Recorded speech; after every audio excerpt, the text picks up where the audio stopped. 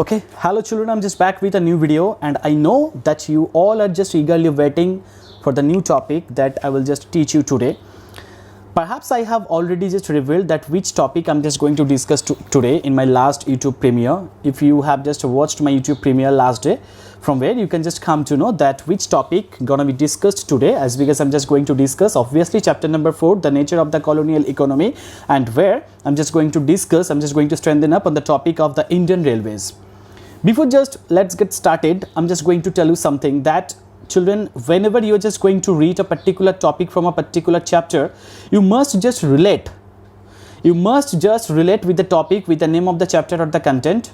Just for instance, I can tell you that the name of the topic, the name of the chapter of chapter number 4 is the nature of the colonial economy, and we are just going to learn about the railways of India.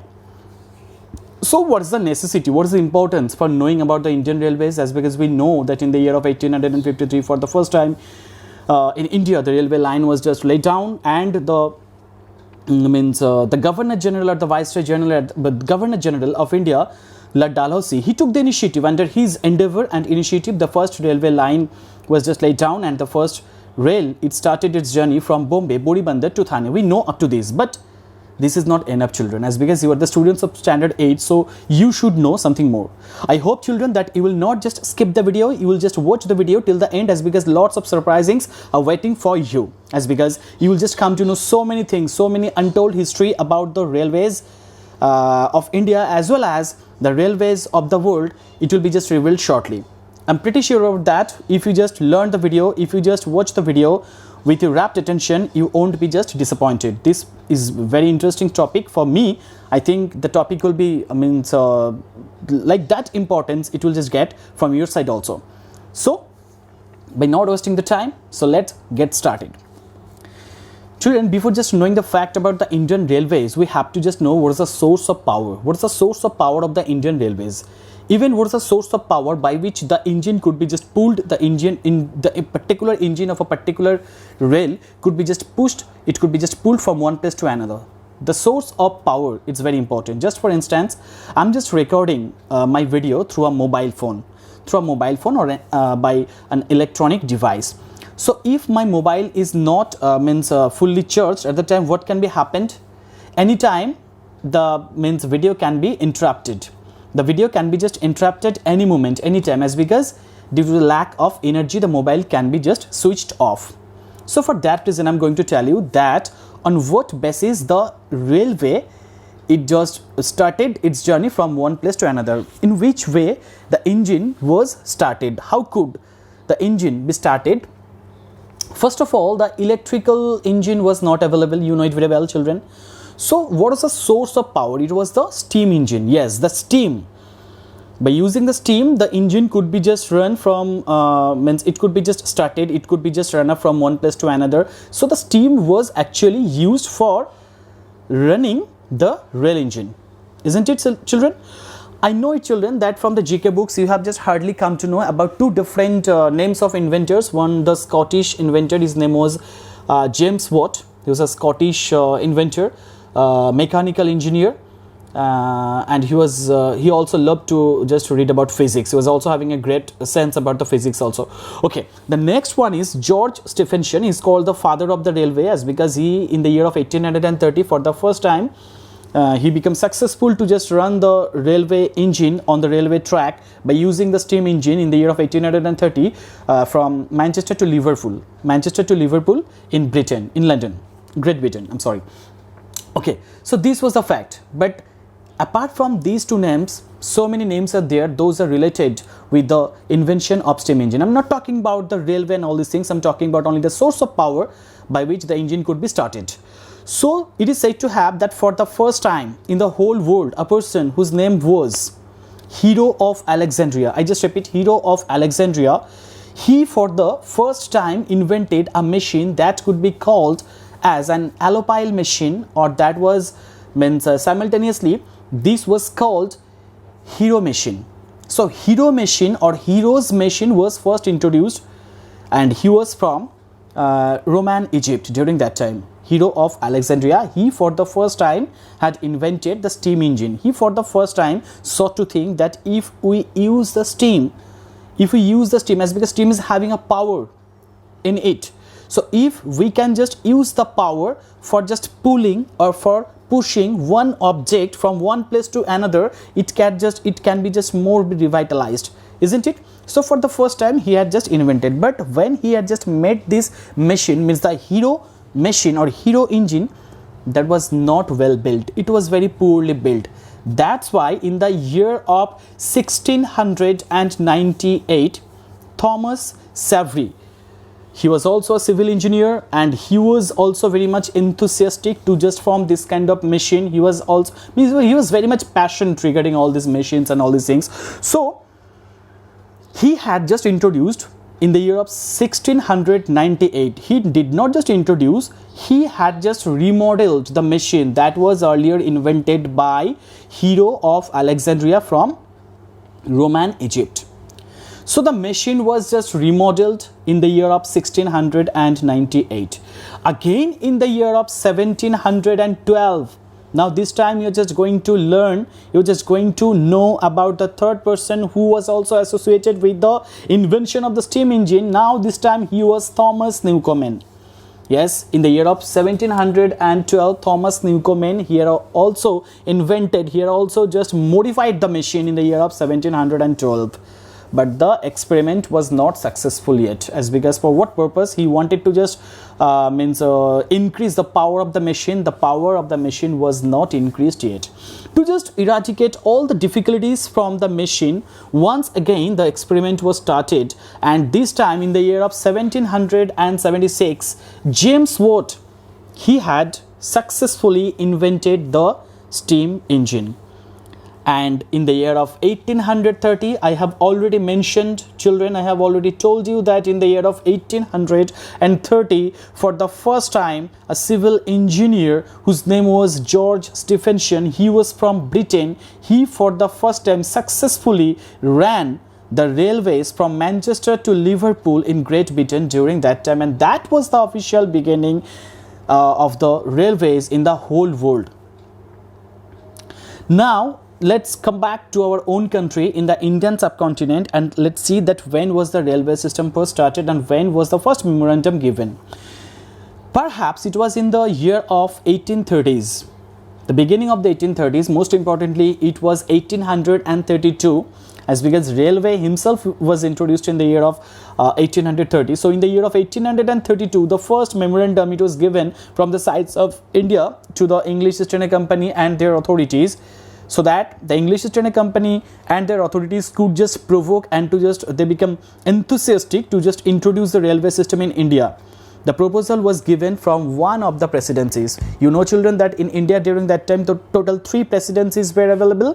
One is called Bengal Presidency. Number 2, this is called what? Bombay Presidency. Number 3, this was called the Madras Presidency. So the memorandum or from the suggestion that was given from the Madras Presidency to the English East India Company, and English East India Company clearly stated to the British government that if British government they spend money, if they invest and reinvest their money for the promotion of the railway inside the country, that could be very much lucrative and beneficial for them. So for the first time they had just neglected the ideas, because they themselves for the first time were just trying to just experiment with all these things. So they were not very much interested. They became absolutely reluctant to just introduce the railway in India. They sought to think that Indians are very foolish, they will not just come to know about the use and the misuse of the railway. So that's why they sought to think that this will not absolutely be lucrative or beneficial for us. So that's why they had just neglected the ideas for the first time. But finally, in the year of 1852, the railway line construction was completed, and the first rail, it started its journey in the year of 1853, 16th of October. On 16th of October 1853, in Indian subcontinent, the first rail started its journey. It was from Bombay, now it's Mumbai. At the time it was Bombay, Bori Bandar to Thane, the rail that started its journey. The first rail, it started its journey from Bombay, Bori Bandar to Thane. It was on 16th of October 1853. You know it very well, children. You should know it very well, as because at the time the Governor General of India of Bengal, he was Lord Dalhousie. So we should be very much thankful to Lord Dalhousie for introducing such kind of communication system in India. But don't just give the thanks to Lord Dalhousie right now, as because so many things are just going to be revealed shortly. You'll just come to know that what was the real intention of Lord Dalhousie to just introduce the railway system in India. Yes, I can say that not actively but passively the Indians were very much benefited. Actually we are being just benefited at present time also now by Lord Dalhousie. For that reason you can just congratulate or just give him thanks a lot. Okay, so it was around 3:30 p.m. The rail total carriages, it was the rail bogies, it was 14, and 3 main steam locomotives were just used to just pull, to just hold the rail bogies or the compartments from Bombay to Thane. Exactly at 3:30 p.m. it started its journey. It had covered up to 34 kilometer. It had covered total 34 kilometer way, and if you just convert it in miles, it will be 21 miles. I just repeat, it had just covered up to the way, it was 34 kilometer and 21 miles. The 3 steam locomotives or the engines were just used to just hold the 14 carriages over there, and the 3 steam locomotives were named indifferent. The first one was Sindh, second was Sahib, and number 3 this was Sultan. So 3S, Sindh, Sahib and Sultan, 3 different steam engines or steam locomotives were just used for pulling, for hold the all 14 carriages train from Bombay to Thane. Total number of passengers, this is very important, the total number of passengers or the guests that were just constituted inside the train, they had just set over there, it was 400. So 400 guests or 400 passengers were there. The first passenger train that started its journey thankfully from Bombay Bodhibandar to Thane in the year of 1853, 16th of October. This was the thing, this was the fact. And finally the electric train, it was just started its journey from Bombay to, it was in the year of 1925, 3rd of February. Yes, in some books it's written 2nd February also. There is a debate, but most importantly it will be 3rd February. It started its journey from Bombay to Kurla, Kurla, Bombay to Kurla in the year of 1925, 3rd of February. The first electric train, it started its journey from there.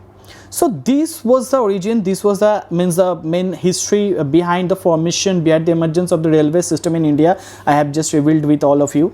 So the fact is that now we have to just know that who took the initiative and which company was given the responsibility to just lay down the railway tracks in India, and which regions were chosen, which regions become very much convenient for the English East India Company to just lay down the railway tracks in India, in the Indian subcontinent. The first of all, I must mention you that I already told you children that in 1832, when the proposal was given from the sides of the Madras Presidency, the British were very much they were very much reluctant to just introduce that. But finally when they sought to think that no, profit can just come from there if we just introduce the railway line, the railway system in India, so at the time it can be very much lucrative, it can be very much beneficial for us. For that reason they became enthusiastic, and finally the railway line was introduced. The rail system was finally introduced in our country. That was the main thing. Okay, so we must look that what was the amount of money that was invested for the development of railway construction in India.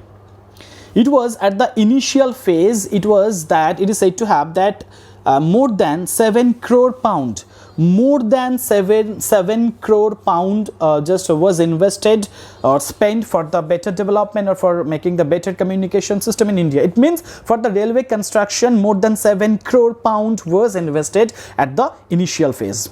Later on it was increased from the 7 crore pound to the 360 crore pounds by 1913.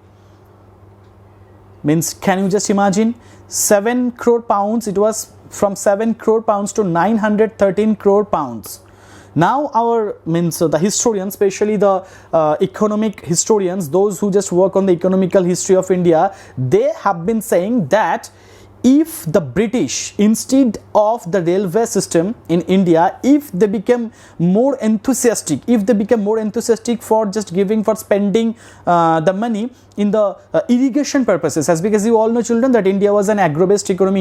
India was having an agro-based economy since the very beginning. So instead of the railway system, if the British could just pay the money, if the British could just invest the money for the promotion of the better irrigation system or the canal system, that could be very much lucrative for the Indian farmers and the peasants. But no, they will not do such, because why? They were the imperial company, they were the colonial company, they were the British company, they were the English East India Company. They will never just work for the betterment of the Indian peoples. Every time they will just look after for the benefit of themselves. This was their real intention. That's why I told you, don't give the thank you to Lord Dalhousie right now. After the video, after the completion of the video, you'll just give a big thanks to Lord Dalhousie. This was a fact. 13 crore rupees and 50,000 crore. So can you just imagine that that was just invested for that? Means the British, I think you have just come to know from this point of view, the British, they did not have such kind of intention to just promote the railway system in India, and for that reason the peasants or the farmers will be benefited. No, the actual intention for introducing the railway in India was to just give the protection to their own, to the officials. And when the railway line, it was just constructed, the railway line, before construction the railway communication system in India, this responsibility was given to the English East Indian, the British government, and it was said to have that for 99 years the British government, they will just get lease in India. What is lease? I have just already told you. If you just search it in the previous video, you'll just come to know from there. So what has happened, that the British, they had just worried about only their own interest. So this was the fact. And finally what has happened? The fact, they had just introduced the railway line, the railway system in India, to just fulfill their own aspirations on the two basic principles. What were the two important objectives for the promotion of railway line in India? The first one is, what is the first one? The first one is, they wanted a very smooth transportation of soldiers from one place to another. Just for instance, in the year of 1857, when the Sepoy Mutiny broke out, they noticed that a violent activity was going on amongst the mobs in Murshidabad, Berhampur. Within a very short span of time, the soldiers were just sent back from Calcutta to Murshidabad, Berhampur. This was the fact. They wanted a swift transportation of the soldiers from one place to another. Number two, they also wanted a swift transportation of the raw materials that were necessary for the betterment of their own garments and the factories and the mills. They wanted to do so. Swift transportation of the raw materials of the Indians. So the remote areas or the remote villages were also just get connected with that.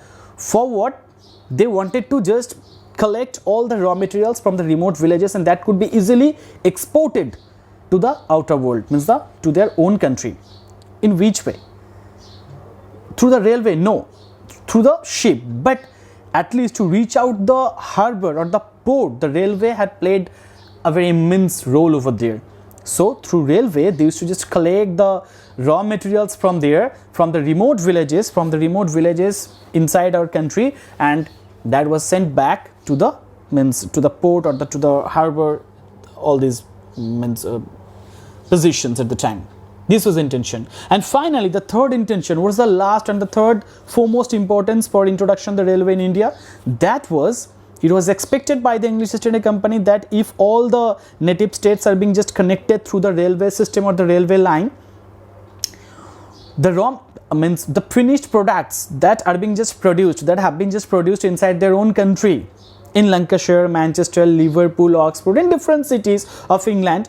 So India turned back to an open market for English East India Company. For that reason, they used to just collect this to import all the finished products or the finished goods from their own country, and that could be easily sold in our countries, because all the important cities and the states were connected to the railways. Now suppose in Kolkata, Suppose in Kolkata, the finished products or the finished goods have just arrived Britain earlier, and that should be just distributed in different districts and different states, in different areas, that could be easily distributed to railways, as because it was very much cheap.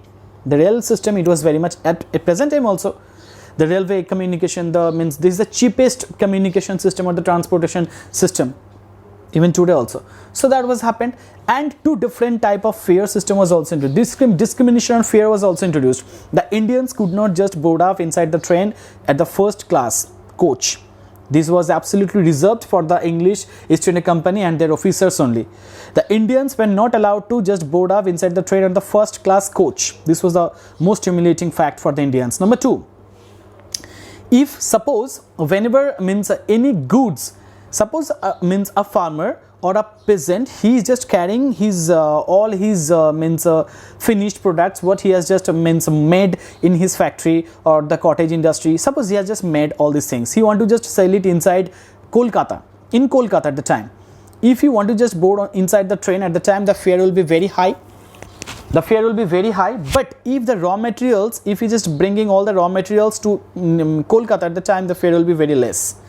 Simultaneously, we could see the different character over here. When the British, they used to just carry forward all the finished products from Kolkata, from Calcutta to the native states, or from native or the remote villages. At the time, the fare was very low.